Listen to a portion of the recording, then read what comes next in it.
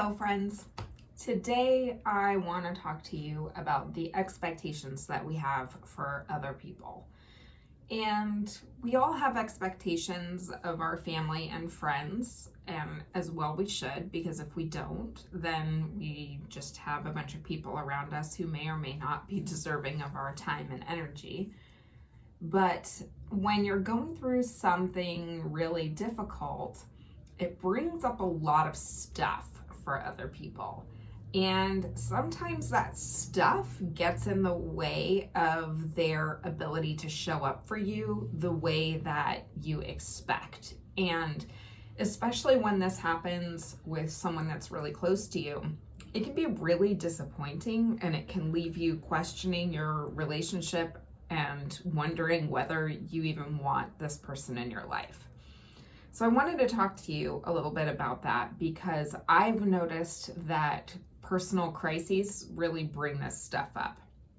And it happened primarily to me during my divorce. I remember when I separated from my ex-husband, I became pretty private. I didn't really want to share with people what I was going through, mostly because I didn't want my daughter to ever go back and find me like ranting about her father on the internet, you know?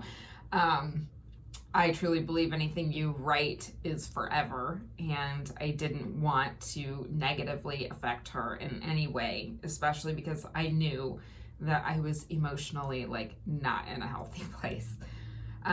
But that said, I did let people know that I was divorcing, and I remember specifically, like I basically just announced on Facebook that my husband and I were splitting up, and I had a friend reach out to me and she basically asked me what happened, and you know, I just told her we didn't have a healthy relationship, and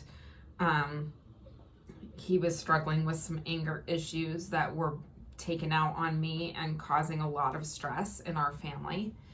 And she responded by saying that really resonated with her. And then she just like dropped off the face of the earth. And I was like, what the heck?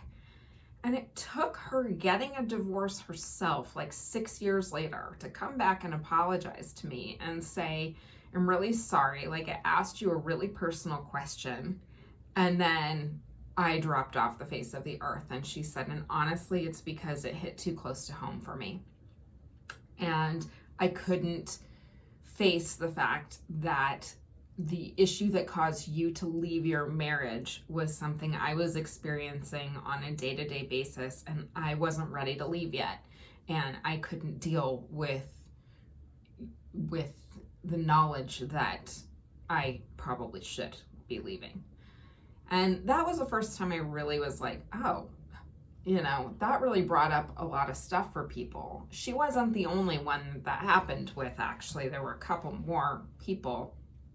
But I thought, how interesting. Like, that wasn't about me at all. I made it into something that was about me. I was like, what did I do wrong? Did I share too much? Like, even though I didn't really share much at all. You know, I questioned myself. And then when I went through cancer, and just to back up a little bit, I lost friends during my divorce. And I mostly lost people who ended up divorcing themselves. So I think that this woman's experience was probably pretty similar. It brings up a lot for people when a marriage ends. It's like a mirror. It makes people question their own relationships, and sometimes they're not willing to do that, or they're not ready to do it yet. So when I went through cancer, I remember I made a friend named Lori who is super amazing through one of my support groups, and she shared a tidbit that really resonated with me, like full body chills resonated with me. She said that another survivor had given her a very wonderful gift in saying, let go of your expectations of other people during this time because their reaction has nothing to do with you. It was very similar to what my experience was with divorce. But cancer also brings up stuff for people. It's existential. I mean, people seriously, like, this is something people, honest to God, lay awake at night worrying about. Death, leaving their children because they die. You know, death is the major fear for so many people.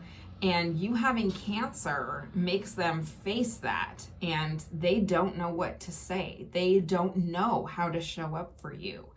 And if you let go of your expectations of people, then, and you recognize that what their reaction is doesn't actually have anything to do with you, it has to do with their own issues. It doesn't excuse that they aren't showing up for you the way that you would want them to, but it does explain it. And that helped me a lot because it allowed me to have some empathy for people and say, you know, people are doing the best that they can, and sometimes the best they can isn't good enough for me. But that doesn't mean that they're a bad person or that I have done anything wrong. It just means that they are up against their own issues and they don't know how to help.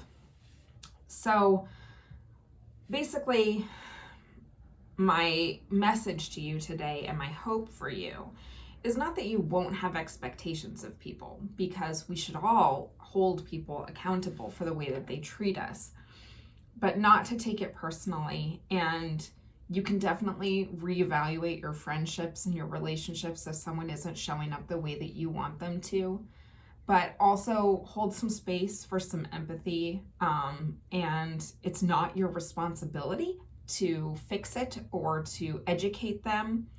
But if you have the energy or the desire to just say, you know, it seems like you're having a hard time with this.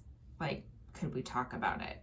Or, you know, here's how you can help me. This is not helping me. Having space for empathy never hurt anybody. It can only make the world a better place, and just to not take things personally will make your experience better, and to realize that sometimes people's issues and the stuff that they come up against is so big that they don't know what to do with it. And it's not that they don't have a desire to help you or a desire to reach out or a desire to be a good friend to you. It's that they don't know what to do, and they are literally frozen by their own crap. So I hope that helps. If you have had this experience of losing friends because of going through something difficult, feel free to reach out to me, especially on Instagram at Mighty and Bright Co. I'm going to be talking about this week on social. So I hope that this helps relieve some stress for you, and love you all.